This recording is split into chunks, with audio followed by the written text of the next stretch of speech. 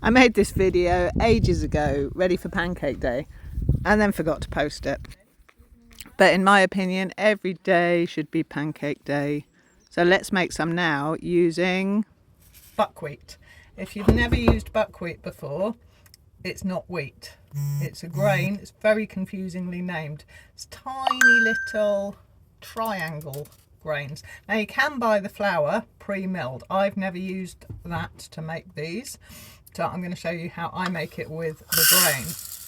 I'm just going to measure 1.5 cups. I normally make a bigger batch, but because I'm trying it with an egg today, like I don't normally, I'm just going to make a smaller batch in case I don't like it as much, because I really love the other one. And I'm adding also a tablespoon of linseed or flax seeds, however you want to call them, they're the same thing. So I'm going to pop that in there, and then we're going to blend that to make the flour. So if you don't have a blender, you can just buy the buckwheat flour, and let me know how that goes. I'm sure it will be lovely. This is just how I've always done it, and I have got a blender. So I've also added a bit of salt in there. Now this is to make the thin crepe-like pancakes. They're typical in France. I've also had them quite often in Portugal.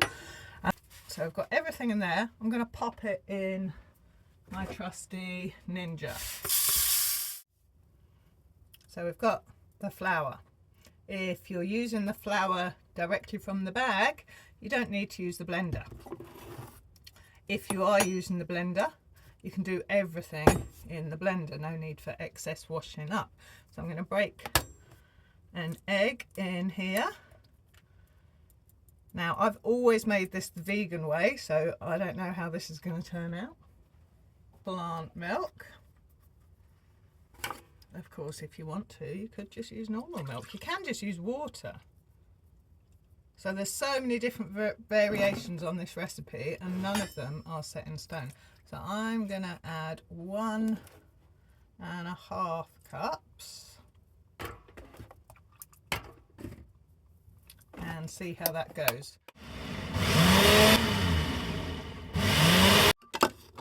So let's have another look. Give it a good old mix through, because in these tall jugs they don't mix so well. So I'd say that's about right. I'm going to leave this batter. You don't need to. You can use it straight away, but I always find that if you leave it for at least half an hour, it just works a little bit better. So this is a slight variation on the recipe that I normally use. I'm trying to keep it as simple as possible. And we'll see how it goes. My pro pancake making tip is to go really easy on the oil. So I put a tiny bit of oil in the pan, and now I'm just going to spread it around just with a bit of kitchen roll. So you've got a good covering, but you can barely see it. Just keep this kitchen roll. It looks disgusting. It's because I've made a few pancakes now. Use it for the next one. Pro tip number 2, wait till the pan is nicely heated through. You want it to be hot, but not too hot that you burn the pancake. The pancake just wants to cook really nice and quickly, but not burn. So I'm going to pour the mix in now.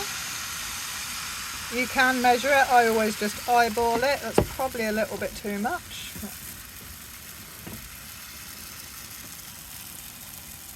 So I'm just moving it around to get a nice even spread. And you can see the pancakes cooking really quickly. Now these little holes that you get in it, that's fine. That's what's supposed to happen in this style of pancake. Those holes mean you've got the perfect consistency. So we're just going to leave that to cook away just for a few more seconds before we flip it. So you can see the edges are starting to come away.